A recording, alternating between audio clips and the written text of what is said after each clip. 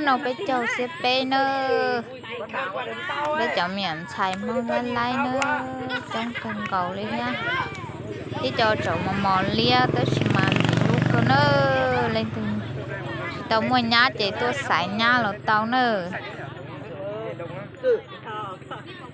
hôm nay không nông nữa đâu. Ra đây. Mày bao nhiêu tuổi rồi? Mày bao nhiêu tuổi rồi? Mày có 7. Tao tưởng anh có. Tao tưởng anh con nông. Nhưng mà các bạn là mày bay rồi, bạn là bay rồi. Trên mông lồng á, mông lồng đuôi lùm á. Mông lồng, bố mẹ không phải. Em tên Lầu, Y Lầu. Lầu mà còn Lầu thêm nữa. Lờ y lờ đấy. Lầu Y Lầu. Viết tắt là lờ y lờ. Lầu ai tông, Lầu Bình Phương. anh gì?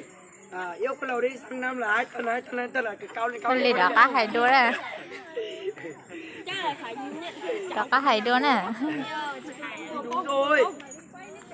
Cảm ơn tất cả nha. dạ Cháu về. Cháu về nó chứ mày chịu. Cháu ông về. nó mấy chục đấy lâu 100 à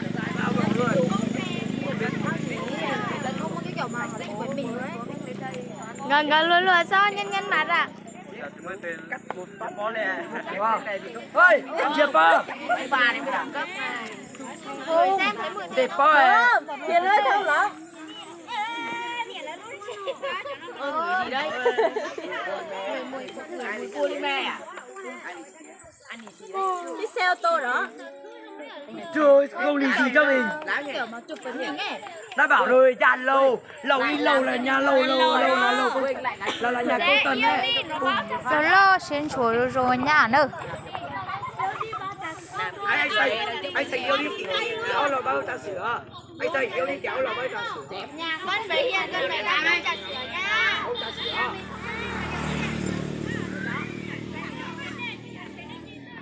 Viên vào đây. Viên vào đây đi.